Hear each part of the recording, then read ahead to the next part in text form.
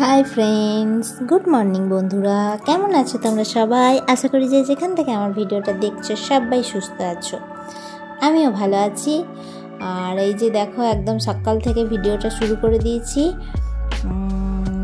আজ রবিবারের এটা তোলা ছিল। মেয়ে নাচ শিখছে, আরও কয়েকজন ছিল, স্টুডেন্ট আসেনি। তো আজকে এরা দুজনই প্র্যাকটিস করছে। নাচের আন্টি এসছে। অন্য বাড়িতে হয় নাচটা, কিন্তু তারা নেই বলে আজকে আমাদের বাড়িতে হচ্ছে। তো দেখো বন্ধুরা কেমন নাচছে। এই যে এটা নাচের আন্টি, নাচ শেখাচ্ছে। গানটা তো দিতে পারলাম না বন্ধুরা, কারণ গান তো দিলেই কপিরাইট পড়ে যাবে, যার জন্য গান দিতে পারি না। এই একটা জ্বালাতন, কপিরাইটের জ্বালায় গান দিতে পারি না। তো আজকে একদম সকাল থেকে শুরু করেছি। মেয়েদের নাচ হচ্ছে এদিকে আমি রান্নাও করছি, কারণ তারপরে একটু টিফিন দেব সবাইকে, সেই কারণে রান্নাটাও বসিয়েছি। তো এটা কোন গানটায় নাচছিল ঠিক? ও, আমি বাংলায় গান গাই, ওই গানটায় নাচছিল।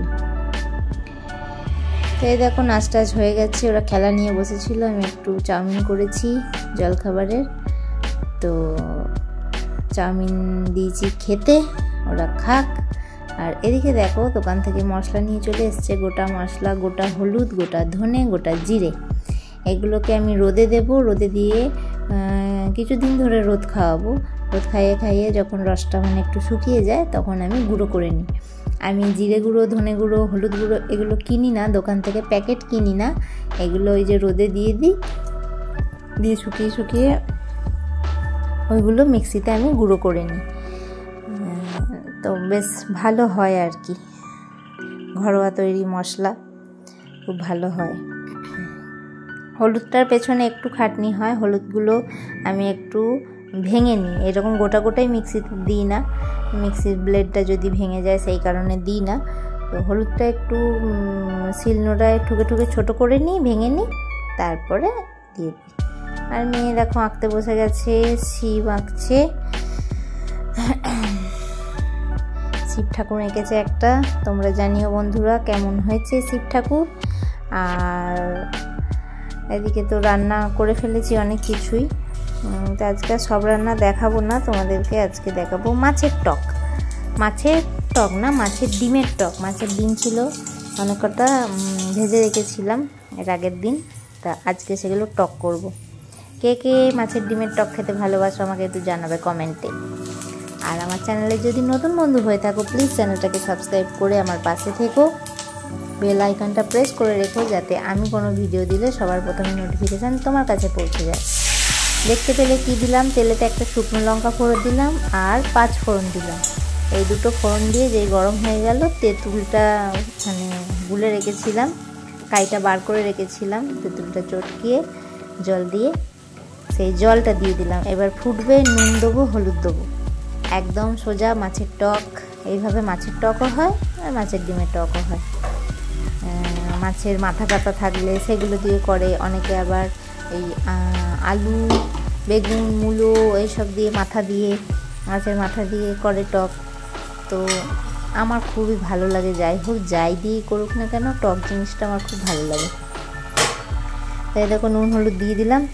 এবার দিয়ে দেবো মাছের ডিমগুলো। তেঁতুলটা পুরনো তেঁতুল তো, সেই জন্য কালো তেঁতুলটা। আর তারপরে লাস্টে দেবো চিনি, একটু মিষ্টি দেবো, মিষ্টি না হলে তো ভালো লাগবে না। তাই দেখো ভাজা ছিল, দিয়ে দিলাম মাছের ডিমগুলো। আর একটা মাছের মাথাও ছিল, সেটাও দিয়ে দেবো। সেটা এবার রেখে দিয়ে কী হবে, ওর সঙ্গেই দিয়ে খাওয়া হয়ে যাবে টকের সাথে। এই দেখো মাথাটা দিয়ে দিলাম। যারা টক বানাতে জানো না, মাছের টক দেখে নিলে এইভাবে বানিয়ে নেবে। পোনা মাছের এইভাবে টক করবে, পোনা মাছের টক করা যায় এরকম। ছোট চারা পোনা মাছেরও হয়। তো এই দেখো ফুটে গেছে, এবার চিনি দিয়ে দেবো। ফুটে গেলে ভালো করে রসটা ঢুকে যায়। আর এবার দিয়ে দেবো আমি চিনিটা তোমরা তোমাদের আন্দাজ মতো দেবে, পরিমাণ মতো দেবে। আমি আমার পরিমাণ মতো দিয়েছি। আমি একটু টক মিষ্টি খেতে ভালোবাসি, সেই জন্য বেশি মিষ্টি দিই না, খুব মিষ্টি হয়ে গেলে ভালো লাগে না। আচারের মতো লাগে, তখন সেইটা ভালো লাগে না। তো একটু টক মিষ্টি হলে ভালো লাগে। আর শুধু আমি না, আমার মেয়েও খেতে খুব ভালোবাসে এই টক জিনিসটা, আমার মেয়েও খুব ভালোবাসে। তো চিনি দিয়ে একটু ফুটবে, তারপরে নামিয়ে নেবো। তো চলো বন্ধুরা, যেরকম তোমাদের সাথে গল্প করি, একটু গল্প করি তোমাদের সাথে। সবার জীবনে কোনো না কোনো ঘটনা ঘটে, সেটা খারাপ কিছু হোক বা ভালো কিছু। এই দেখো বন্ধুরা, হয়ে গেছে, আমি বেশি ঝোল রাখিনি। যেটা খারাপ কিছু হয়ে গেছে সেটাকে কিন্তু বাদ দিতে হবে, আমাদের এগিয়ে যেতে হবে, আনন্দে জীবনটা কাটাতে হবে, তাই না বন্ধুরা? যেটা হয়ে গেছে সেটার জন্য তুমি ডিপ্রেশনে চলে যাবে, তাহলে বর্তমানটাকে নষ্ট করা হবে, তাই না? চলে যাওয়ার কথাগুলোর কথা ভেবে জীবনটাকে নষ্ট করা হলো সব থেকে বোকামি। এই দেখো কেমন দেখতে হয়েছে, লোভনীয় লাগছে না? মনে হচ্ছে এখনই খাই। সহ্য করো, চুপচাপ সহ্য করো, তাহলেই তুমি মহান হতে পারবে। ভেবো না যে কত সহ্য করবে, ততটা সহ্য করতে হবে যতটা ভগবানও সহ্য করেছেন। তোমরা সবাই একটু ভেবে দেখো যে শ্রীকৃষ্ণ বলো বা শ্রীরামচন্দ্র বলো, ভোলেনাথ বলো, সবার জীবনেই কোনো না কোনো একটা দুঃখের কারণ আছে। সবাইকে কিন্তু কিছু না কিছু সহ্য করতে হয়েছেই। ভগবানরা বাদ যায়নি, তো আমরা কোথায় বাদ যাব বলো, তাই না বন্ধুরা? ভগবান যতটা যতটাই আপনার সামর্থ্য ততটাই কষ্ট দেন, তার বেশি নয়। কেন দেন এটা প্রশ্ন উঠলে মনে মনে তখন ভেবে নেবেন যে এটা আমাদের কর্মের ফল, এই জন্মের হোক বা আগের জন্মের। আর হ্যাঁ, কষ্ট পাচ্ছি বলে ভেবে নিও আমাদের সেই পাপের মোচন হচ্ছে। এটা ভাবলেই বন্ধুরা দুঃখের মধ্যেও কষ্টের মধ্যেও হাসি খুশি জীবনযাপন করা যায়, কি বন্ধুরা, তাই না? আরও যখন দেখবে কষ্ট পাবে, বেশি কষ্ট পাও, তখন দেখবে অন্যজনকে দেখবে যে তার কথা ভাববে, সে হয়তো আমার থেকে বেশি কষ্টে আছে, তখন মনে হবে যে না, তার থেকে তো আমি সুখে আছি। তো এই রকম ভেবে জীবনটাকে কাটাতে হবে, এই সংসার কাটাতে হবে, কিছু করার নেই, এইভাবেই আমাদের চলতে হয়।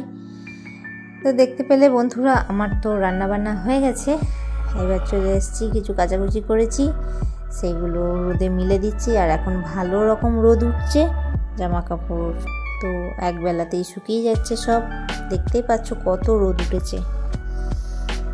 তো বন্ধুরা, তোমরা যেরকম কমেন্ট করে আমাকে জানাও, অবশ্যই আমাকে জানিও কেমন লাগছে আমার ভিডিওর কথাগুলো অবশ্যই কমেন্টে জানিও। আর তোমাদের কমেন্ট করতে আমার খুব ভালো লাগে, তোমাদের কমেন্ট পড়ে আমি উৎসাহ পাই ভিডিও বানাবার। আর যারা এখন একটা লাইক দিতে ভুলে গেছো, তো প্লিজ একটা লাইক দিয়ে দিও বন্ধুরা। আর ভিডিওতে লেখার দরকার নেই যে লাইক দিয়ে ভিডিও দেখছি বা লাইক দিয়ে শুরু করলাম, সেরকম লেখার দরকার নেই। আমরা জানি বন্ধুরা তোমরা লাইক দাও, তোমরা লাইক দিয়েই ভিডিও দেখো, তো সুতরাং সেগুলো লেখার দরকার নেই। জাস্ট ভিডিওতে ভিডিও সম্বন্ধে কথা লিখো। আর এই দেখো শীতের জামা কাপড় কিছু ভরে ফেলছি, কারণ এগুলো আর লাগবে না, ভালো রকম গরম পড়ে গেছে আর কাচাকুচি হয়ে গেছে, এগুলো সব আমি ভরে দিলাম। এই এক কাজ, শীতকালে এক গাদা জামা কাপড়, সেগুলো কাচাকুচি ভরা। শীতকালে কাচাকুচিটাও বেশি, এখন গরমকালে কাচাকুচিটাও কমে যাবে। তো বন্ধুরা, ভিডিওটা আর বেশি বড় করছি না, ভিডিওটা এখানেই শেষ করছি। অবশ্যই আমার ভিডিওটা ভালো লাগলে কমেন্ট করতে ভুলো না। আর যদি মনে হয় বন্ধুদের সাথে শেয়ার করা যায়, তো প্লিজ শেয়ার করে দিও। আর এই দেখো, এই প্যাকেটটায় আমার কিছু শাড়ি আছে, এত শাড়ি আর আলমারিতে ধরছে না, তো এরকম একটা ব্যাগে ভরে রেখে দিয়েছি। এই শাড়িগুলো খুব একটা পরা হয় না, যার জন্য এগুলো আলাদা করে দিয়েছি, আলাদা করে একটা এই ব্যাগটায় রেখে দিয়েছি। এত জামা কাপড় আর আলমারিতে ঢুকছে না, তো এগুলোই ব্যাগে ব্যাগে ভরে, প্যাকেটে প্যাকেটে ভরে ডিভানের ভেতর ভরে রেখে দিই। কি করব বলো বন্ধুরা, জামা কাপড় তো ধরো প্রত্যেক বছর কেনা হচ্ছে, জামা কাপড় বেড়েই যায়, নষ্ট তো হয় না, আর বেড়ে যাচ্ছে আরও বেশি করে। তো মেয়ের সোয়েটারগুলো ভরে দিলাম এই ব্যাগটাতে, এখনও কিছু আছে। তো বন্ধুরা টাটা।